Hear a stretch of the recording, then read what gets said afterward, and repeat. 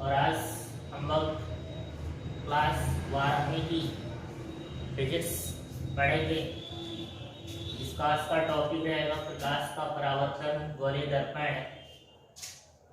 ये क्लास 10 के जो स्टूडेंट हैं वो भी फर्स्ट फिजिक्स का जो 10वां लेसन है उसमें प्रकाश के विषय में बताया गया है। इसकी वजह से इस वीडियो को क्लास 10 वाले भी और क्लास 12 वाले स्टूडेंट्स बिल्कुल बेहतरीन तरीके से समझ सकते हैं, देख सकते हैं, क्योंकि दोनों में कोई विशेष डिफरेंस नहीं है। और इसको बस आज वैसे ये चीज़ों को बताऊंगा कि परावर्तन क्या है, प्रकाश क्या है, गोलीय दर्पण क्या है और ये सारी हेडिंग्स हैं क्या। प्रकाश को अगर हम देखें तो सिंपल समझते हैं हम, प्रकाश एक प्रकार की ऊर्जा है। ठीक है, प्रकाश एक ऊर्जा का रूप है। प्रकाश एक ऊर्जा का रूप है। प्रकाश है तो हमें किसी भी वस्तु को देखने की संवेदना उत्पन्न होती है। प्रकाश की वजह से हम किसी भी वस्तु को देख सकते हैं। अगर मान लीजिए यह वस्तु है और एक व्यक्ति का आंख है, अगर यह आंख इस वस्तु को देखना चाहती है तो एक माध्यम होता है प्रकाश। और यदि प्रकाश माध्यम न हो तो हमारी जो आंख है वो रात में भी खुली रहती है, फिर भी वस्तु दिखाई नहीं देती है। आंख से अगर हम किसी भी वस्तु को देख सकते हैं तो रात में भी तो देख लेना चाहिए, अंधेरा में भी तो देख लेना चाहिए। अंधेरा अगर रहता है तो उस कंडीशन में हमारी आंखें खुली रहती हैं, फिर भी हम वस्तु को देख नहीं पाते हैं। यानी कि प्रकाश एक ऊर्जा है जिसके माध्यम से हम उस वस्तु को देख सकते हैं। दिन में या रात में अगर वस्तु को देखना होता है तो हमें एक प्रकाश की माध्यम की आवश्यकता होती है। टॉर्च जैसे मोमबत्ती, कैंडल हो सकता है, एक लाइट हो सकती है, सेफेल वगैरह जो भी जलती है लाइट्स, इलेक्ट्रिक करंट वगैरह जो भी, जिससे हम प्रकाश प्राप्त कर सकें, उनकी जरूरतें पड़ती है। तो प्रकाश समझ लीजिए एक दृष्टि की माध्यम होती है, वस्तु को दिखाने का एक माध्यम होता है, उसे हम एक प्रकार की ऊर्जा कहते हैं प्रकाश। प्रकाश से ऊष्मा निकलती है, यह भी करेक्ट है। प्रकाश से ऊष्मा निकलती है टेम्परेचर को प्लस माइनस करने के लिए, तो प्रकाश ऊष्मा भी देती है। प्रकाश एक प्रकार की ऊर्जा भी है जिसके माध्यम से हमारी आंख किसी भी चीज को दर्शन कर सकती है, देख सकती है। ठीक है, अब हम प्रकाश की स्रोत की बात करते हैं। प्रकाश की स्रोत की बात करते हैं तो प्रकाश की जो स्रोत होता है वह एक दीप्त प्रकाश स्रोत होती है, मतलब ऐसी स्रोत जिसके माध्यम से वस्तु को देखी जा सके। दीप्त प्रकाश स्रोत, इसके दो स्ट्रक्चर, दीप्त प्रकाश स्रोत और एक अदीप्त प्रकाश स्रोत। दीप्त और एक अदीप्त। तो दीप्त और अदीप्त हिंदी में देख सकते हैं। दीप्त प्रकाश स्रोत मतलब ऐसी प्रकाश स्रोत जिसकी वजह से हम किसी वस्तु को देख सके, है ना, या प्रकाश उत्पन्न कर सके। हमारी वह दीप्त वस्तु हो जाती हैं, जैसे मान लीजिए सूर्य, तारा, चंद्रमा, है ना, विद्युत बल्ब, कुछ ऐसी वस्तुएं जिनके माध्यम से ऊष्मा या प्रकाश उत्पन्न होती है वह दीप्त वस्तु कहलाती हैं। मोमबत्ती। अदीप्त वस्तुएं का मतलब ऐसा कि ऐसी वस्तु जिसकी वजह से हम किसी भी वस्तु को देख ना सकें, जैसे मान लो कांच हमें प्रकाश उत्पन्न नहीं करता। कांच हमें प्रकाश उत्पन्न नहीं करता। प्रकाश यदि उत्पन्न करता कांच, तो हम कांच से भी हम किसी वस्तु को देख सकते। इसलिए अदीप्त वस्तुएं वे वस्तुएं होती हैं जो स्वयं प्रकाश उत्पन्न नहीं करती। ठीक है, अदीप्त वस्तुएं वे वस्तुएं होती हैं जो स्वयं प्रकाश उत्पन्न नहीं करती, अदीप्त वस्तुएं कहलाती हैं। जैसे कांच हुआ, लकड़ी हुआ, ठीक है, ये सारी चीजें। बाकी हम प्रकाश की गुण की बात करते हैं, है ना। इन शॉर्ट में प्रकाश की गुण की बात करता हूँ। प्रकाश की क्या कैरेक्टर्स होते हैं तो समझ लीजिए, प्रकाश स्वयं अदृश्य होता है। ठीक है, प्रकाश सेल्फ अदृश्य होता है, लेकिन परंतु उसकी उपस्थिति में, है ना, लेकिन उसकी उपस्थिति में किसी भी वस्तु को देख सकते हैं। प्रकाश स्वयं में अदृश्य है, लेकिन दूसरे वस्तु को दिखाने का कार्य करता है प्रकाश। आ रही बात समझ में? प्रकाश को अगर हम देखें दूसरी, प्रकाश का एक दूसरा लक्षण है कि प्रकाश सरल रेखा में गति करती है। प्रकाश सीधी रेखा में गति करती है, ये क्लियर हो? अगला, प्रकाश की जो संचरण होती है, प्रकाश की जो संचरण होती है वह प्रकाश के संचरण में किसी माध्यम की आवश्यकता नहीं होती है। वह प्रकाश निर्वात में भी चल सकता है, प्रकाश वायु में भी चल सकता है, प्रकाश कांच में भी चल सकता है, प्रकाश जल में भी चल सकता है, प्रकाश लकड़ी में भी चल सकता है। प्रकाश की चलने की कोई माध्यम की आवश्यकता नहीं होती है। प्रकाश जो होता है विद्युत चुम्बकीय तरंगों के रूप में गति करता है। प्रकाश जो होता है वो विद्युत चुम्बकीय तरंगों के रूप में गति करता है। और प्रकाश जो होता है पारदर्शी माध्यम, जैसे पारदर्शी माध्यम की बात करें तो कांच हो गया, वायु हो गया, ये पारदर्शी माध्यम होते हैं। पारदर्शी यानी आर पार दर्शन कराने वाले एक माध्यम होती है। तो कांच, अगर प्रकाश के बीच में अगर कांच आ जाता है तो प्रकाश कांच को पार करती हुई आगे बढ़ जाती है। प्रकाश कांच को पार करती हुई आगे बढ़ जाती है ट्रांसपेरेंट की वजह से। लेकिन कांच और वायु में प्रकाश को गुजर सकता है क्योंकि ट्रांसपेरेंट है। लेकिन अगर वह वस्तु अपारदर्शी माध्यम अगर आ गई, जैसे मान लो प्रकाश के पास एक दीवार आ जाती है, वह दीवार यदि आ जाती है तो वह प्रकाश दीवार को तो पार कर नहीं सकती। यानी अपारदर्शी वस्तुएं या माध्यम, जैसे मान लो लकड़ी हो गया, लोहा हो गया, ईंट का दीवार हो गया, इसके वजह इसके पास प्रकाश इसको पार नहीं कर सकती। अपारदर्शी थी, चल नहीं सकती, पार नहीं हो सकता। इसकी ये गुणवत्ता होती है। विभिन्न माध्यमों में, है ना, अलग अलग माध्यमों में प्रकाश की जो चाल होती है ना अलग अलग होती है। जल में प्रकाश की चाल अलग हो जाती है, कांच में प्रकाश की चाल अलग हो जाती है, वायु में प्रकाश की चाल अलग हो जाती है, निर्वात में प्रकाश की चाल कुछ और हो जाती है। यानी विभिन्न माध्यमों में प्रकाश की चाल जो होती है अलग अलग होती है।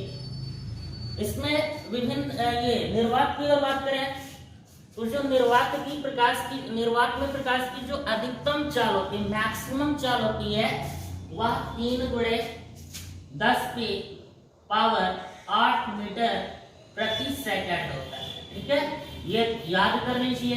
निर्वात में जो प्रकाश की चाल होती है वह 3×10⁸ मीटर प्रति सेकंड होती है।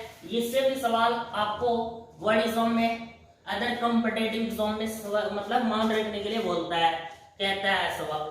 ठीक है, जब आप सवाल सॉल्व करेंगे फिजिक्स की, उसमें इसकी जरूरतें पड़ती है। फिर प्रकाश में परावर्तन होता है।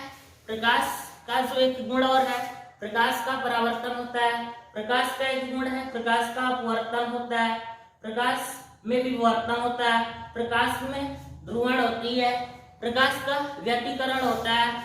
इन सभी चीजों के बारे में हम लोग फुल डिस्कस नेक्स्ट वाले चैप्टर्स या नेक्स्ट वाले वीडियो में हम लोग पढ़ेंगे ये सारी चीजें।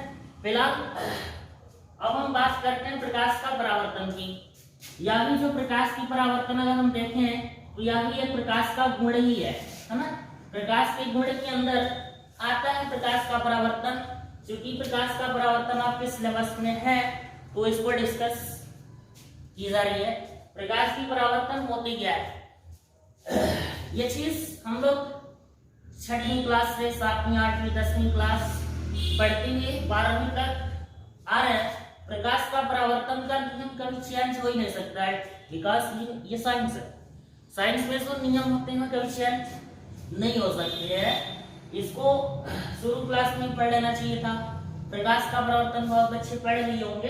प्रकाश का परावर्तन क्या है, फिलहाल आप देखिए, एकदम कंसेप्ट से बता रहा हूँ। प्रकाश का परावर्तन, एक शीशा देखिए, शीशा मतलब दर्पण ले लीजिए। उस दर्पण पर सूर्य की प्रकाश आने दीजिए। उस दर्पण पर सूर्य की प्रकाश आने दीजिए। सपोज दैट यह एक हमारा दर्पण है ना, यह हमारा एक दर्पण है।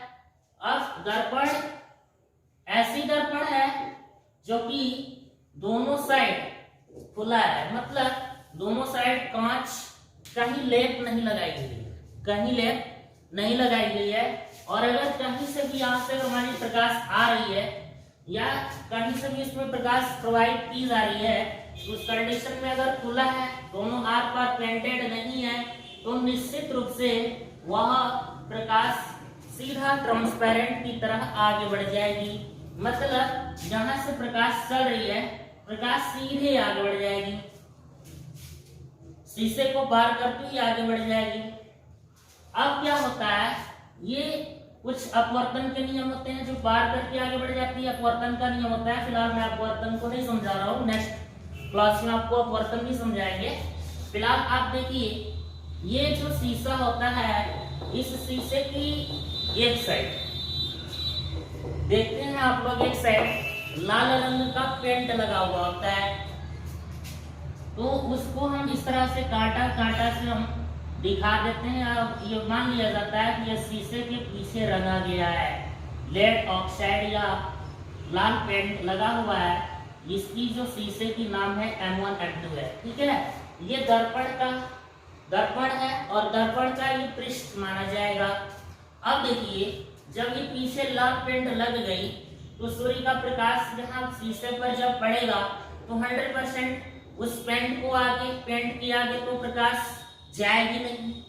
तो क्या करता है, यहाँ से टर्न कर जाता है, मूव कर जाता है इस साइड, है ना, इस साइड मूव कर जाता है। ये प्रकाश की जो किरण होती है वो परावर्तित हो जाता है।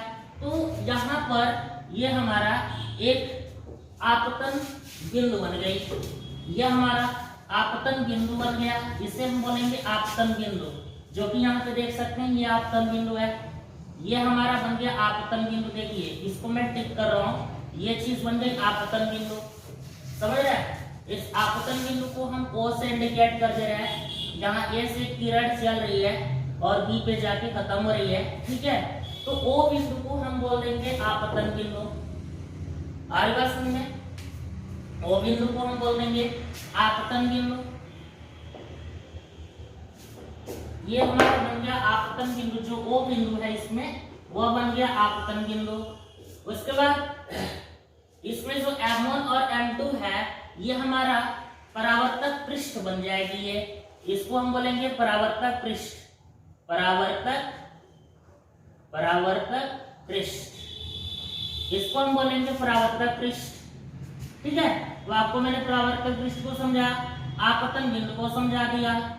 अब देखिए, आपतित किरण की बात करें हम, तो जो ए बिंदु से शुरू में इनिशियल रेज होता है ना, इनिशियल रेज होता है, ए से लेकर के ओ तक आने में जो किरण है, सपोज ये सूर्य का किरण आगे बढ़ रही है, इसको हम बोलेंगे आपतित किरण। क्या बोलेंगे? आपतित किरण। तो ये हमारा बन गया, यानी कि ओए रेखा जो है, ओए किरण हमारी आपतित किरण हो गई।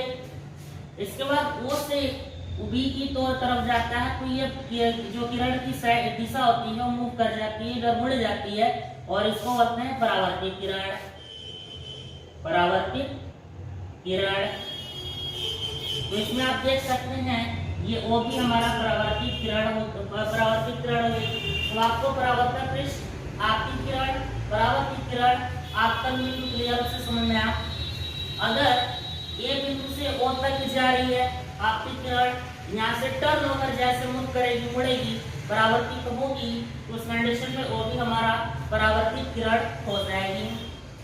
इसके बाद अविलंब की बात करते हैं। अविलंब है नेक्स्ट टॉपिक हमारा, अविलंब है। तो देखिए, इन दोनों के जो यहाँ पर एंगल बन रहा है, इस पर एक हम अविलंब गिराते हैं, इस तरह से हमारा यन एक अविलंब हो जाता है, वयन एक अविलंब हो जाता है, इस तरह से, ठीक है। बीच से ये हमारा, इसमें ओयन जो है अविलंब हो गई, समझ रहे हैं। ये ओयन हमारा ऑफ में बट गया, यानी आधे आधे में बट गई, यानी कि ए ओ बी जो कोण है उसका आधे आध एक लंबवत रेखा होती है, जिसे अविलंब बोला जाता है। अब आपतन कोण की बात करें, तो आपतन कोण आपतित किरण की साइड की जो इनसे रिलेटेड जो एंगल यहाँ बन रहा है, इस एंगल को आई से इंडिकेट भी करते हैं, ये बन जाएगा कोण आई, ये बन जाएगा कोण आई, इसको बोलेंगे आपतन कोण। नेक्स्ट हम बात करते हैं परावर्तन कोण की। तो परावर्तन कोण जब यहाँ से O से B की ओर जा रही है तो 100% वो परावर्तित किरण हुई, और जब ये परावर्तित किरण हुआ तो इस साइड हमारा बन जाएगा परावर्तित किरण को हम इंडिकेट करेंगे R से, तो ये बन गया हमारा कोण R। समझ पा रहे हैं? तो आपतन कोण I, परावर्तन कोण R, ये I और R के रूप में डिसाइड हो गया। अब बच रहा है परावर्तन के प्रकार। तो परावर्तन के प्रकार को किसी भी तरीके से समझा जाए, फिर नियम को समझेंगे। तो ये जो हमारा लेवल बन रहा है, इस फिगर को मैंने हर एक चीज के विषय में डिस्कस किया, ये हेडिंग के रूप में आपको समझाया भी। तो इसमें अब अगर पूछा जाए OA क्या है तो आपतित किरण, OB क्या है परावर्तित किरण, OM क्या है अविलंब, ये M1 M2 क्या है दर्पण का पृष्ठ या परावर्तक पृष्ठ होता है, ये दर्पण होता है। बाकी I हमारा आपतन कोण, R परावर्तन कोण। अब प्रकार की बात करते हैं तो एक होता है नियमित परावर्तन, ठीक है, एक होता है नियमित परावर्तन और एक होता है अनियमित परावर्तन। ध्यान दीजिएगा, बहुत अच्छी चीज है, कंफ्यूजन आता है वैसे चीज है। अनियमित परावर्तन का मतलब जब दर्पण का जो पृष्ठ है मीन्स परावर्तक पृष्ठ है, अगर एक बराबर होगा समान होगा तो उस कंडीशन पर इसमें अगर ये समान है तो यहाँ से कितना भी रेखा जाए कहीं से भी जाए ये एकदम समान रूप से आपकी किरण बनाती हुई जाएगी। देखिए समान रूप से आपकी किरण बनाती हुई जा रही है, इस प्रकार की आपकी किरण परावर्तित हो रही है, आपकी किरण परावर्तित हो रही है। यह हमारा नियमित प्रकाश का परावर्तन हो जाएगा, ठीक है, नियमित परावर्तन हो जाएगा। कहीं ये दर्पण का जो प्रकाश है, कहीं इसका ये जो दर्पण का प्रकाश है कहीं इसका इस तरह से कहीं उल्टी सीधी अगर है तो फिर वहां पे ऊंचा नीचे है ना, इस तरह से हमारा कभी ऊपर कभी नीचे कभी ऊपर कभी नीचे, तो ये हमारा अनियमित परावर्तन हो जाएगा।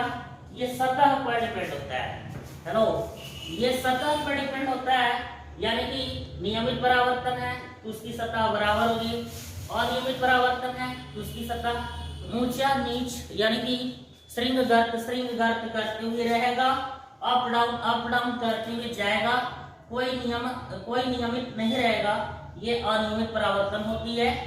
ये होता है हमारा परावर्तन के प्रकार। अब हम बात करेंगे परावर्तन के नियम। परावर्तन के दो नियम होते हैं, सिर्फ सिंपल है, परावर्तन के दो नियम होते हैं। पहला परावर्तन का पहला नियम क्या होता है? पहला नियम होता है आपतित किरण अर्थात OA, आपतित किरण अर्थात OA और परावर्तित किरण अर्थात OB और अविलंब अर्थात ON एक ही दिशा में होते हैं। मतलब यानी शीशे के एक ही दिशा में होते हैं, शीशे का पृष्ठ की एक ही दिशा में ये तीनों रेखाएं होती हैं, OA और ON और OB, ये तीनों एक ही दिशा में होती है, एक ही सरफेस की तरफ होती है, कि सतह की ओर होती है, ये दूसरी साइड में नहीं होते हैं। यानी कि इस कांटे वाला जो लाल पेंट लगा हुआ है शीशे का, उस लाल पेंट के बाहर नीचे की ओर कोई परावर्तन का डिटेक्शन नहीं आता है। यानी कि इसका आपतन कोण परावर्तन कोण भी ऊपर ही होता है ना, ये कहीं साइड की ओर होता है, पहला नियम। दूसरा नियम ये होता है जो आपतित किरण से बनी हुई आपतन कोण I, आपतन कोण एंगल I बराबर होती है परावर्तन कोण R के। यानी कि ये नियम होता है आपका कोण I बराबर होता है कोण R। इस हिसाब से हम ज्यादा को बराबर भी कर लेते हैं, साइन I बराबर होता है साइन R। ये स्ट्रक्चर, ये सूत्र से हम बहुत सारे सवाल को लगाते हैं, है ना। तो यही दो प्रकार के नियम होते हैं, प्रकाश के परावर्तन का दो नियम होते हैं, ठीक है, ये चीजें हैं प्रकाश के दो नियम। प्रतिबिंब क्या है? इमेज। इमेज का मतलब होता है एक परछाई, सिंपल रिफ्लेक्शन। इमेज का मतलब एक परछाई, सिंपल होता है एक रिफ्लेक्शन, है ना। अब यहाँ पर इमेज का मतलब होता है एक फोटो, तस्वीर। या तो वह वास्तविक होगी, नहीं तो आभासी होगी। ये प्रतिबिंब होती है दो प्रकार की, या तो आभासी होगी नहीं तो वास्तविक होगी। इन दोनों में डिफरेंस समझ लीजिए। वास्तविक प्रतिबिंब और आभासी प्रतिबिंब में डिफरेंस ये होता है कि किसी भी वस्तु का, है ना, किसी भी वस्तु का प्रतिबिंब वास्तव में, निश्चित रूप से वास्तव में किसी बिंदु पर मिलती हैं। ध्यान से समझिएगा। वास्तविक प्रतिबिंब, वैसी प्रतिबिंब जो उस वस्तु की वास्तव में किसी बिंदु पर प्रतिबिंब बनती हैं, वास्तविक प्रतिबिंब कहलाएगा। और आभासी प्रतिबिंब, आभासी प्रतिबिंब ऐसी होती है कि जब किसी वस्तु को किसी बिंदु पर प्रतिबिंब वास्तविक रूप से नहीं बनेगा, मीन्स वास्तविक रूप से नहीं बनेगा और प्रतिबिंब बनने का, परंतु प्रतिबिंब बनने का एक आभास प्रकट होगा।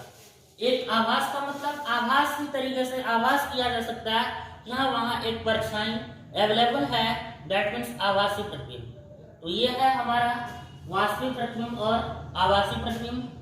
अब हम दर्पण की बात करेंगे। दर्पण का मतलब होता है शीशा। अब ये दर्पण देखिएगा, दर्पण एक समतल दर्पण होती है, जैसे इस तरह से मान लीजिए ये हमारा M1 M2 है, ये एक शीशा है ना, यह एक शीशा है और इस शीशे पर ये समतल दर्पण है। दो प्रकार की दर्पण आकार के आधार पर, हेलो, आकार के आधार पर दो प्रकार की होती हैं दर्पण। एक होता है समतल दर्पण और एक होता है गोले दर्पण। अब समतल दर्पण मतलब सीधा सीधा, इसका जो परावर्तक पृष्ठ जो होगा ना, परावर्तक जो पृष्ठ होगा वह समतल होगा, लेयर उसका समान होगा, समतल लेयर होगा। ये समतल दर्पण होता है। समतल, ये देखिए समतल दर्पण की कुछ क्वालिटी। समतल दर्पण द्वारा बना प्रतिबिंब सदैव आभासी और सीधा होता है ना। समतल दर्पण द्वारा जो बना प्रतिबिंब होता है वह हमेशा आभासी व सीधा होता है, क्योंकि समतल दर्पण एकदम समान होने की वजह से, ठीक है। प्रतिबिंब जो बनता है ना, M1 और M2 समतल है।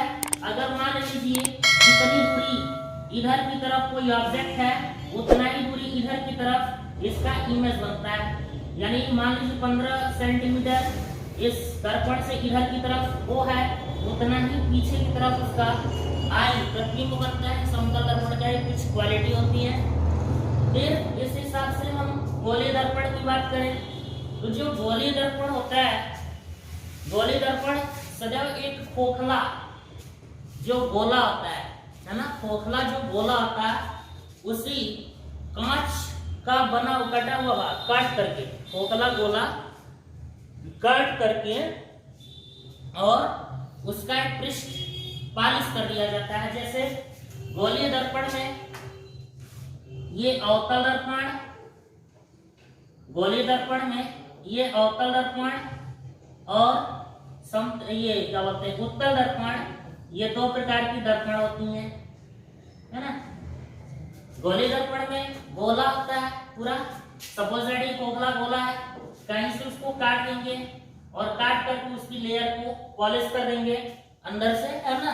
तो ये हमारा क्या होता है गोलीय दर्पण। गोलीय दर्पण अगर कटा हुआ है तो कटने के बाद देखिएगा, अगर वह अवतल दर्पण है तो कुछ इस तरह से बनेगा, अवतल दर्पण है तो कुछ इस तरह से बनेगा, और इधर की जो भाग है ये पेंट होगा, है ना। ये इधर का भाग हम पेंट कर देते हैं तो इधर का जो स्ट्रक्चर है परावर्तित होगी, ठीक है। परावर्तक का लेयर बनेगा इधर की तरफ और इधर की तरफ पेंट कर दिया गया है। तो ये अवतल दर्पण का आर्किटेक्चर कुछ गोली आकार का होता है, इसलिए इसे गोली दर्पण बोला जाता है। उत्तल दर्पण की अगर हम बात करें तो उत्तल दर्पण का स्ट्रक्चर कुछ इस तरह से होता है और ये अंदर की और इधर अंदर की तरफ पेंटेंट की गई होती है और इसका जो परावर्तक स्ट्रक्चर होता है कुछ इस तरह से बनता है ना, और इसका जो परावर्तक स्ट्रक्चर होता है कुछ इस तरह से बनता है। तो ये अंदर दबा हुआ है, अंदर की ओर दबा हुआ है, मीन्स हमारा क्या है अवतल दर्पण। ये बाहर की ओर उभरा हुआ है, ये हमारा क्या है उत्तल दर्पण। हालांकि ये बाहर की ओर उभरा हुआ है ऐसा प्रतीत हो रहा है ना, ये हमारा क्या है उत्तल दर्पण। तो इस हिसाब से अगर हम दर्पण को देखें तो दर्पण की दो प्रकार की होती है, गोले दर्पण, अवतल दर्पण, उत्तल दर्पण। अब इसके बाद समतल दर्पण और गोले दर्पण से रिलेटेड कुछ बेसिक परिभाषाएं हैं, जैसे फोकस किसे कहते हैं, वक्रता त्रिज्या किसे कहते हैं, वक्रता केंद्र किसे कहते हैं, प्रकाशीय अक्ष क्या होता है, मुख्य अक्ष क्या होता है, इन सब के बारे में आपको कल डिटेल्स में इसको समझाया जाएगा। इसकी नेक्स्ट वाली वीडियो में आप लोगों को क्लियर की जाएगी। फिलहाल आज के लिए इतना ही। Thank you, that's all.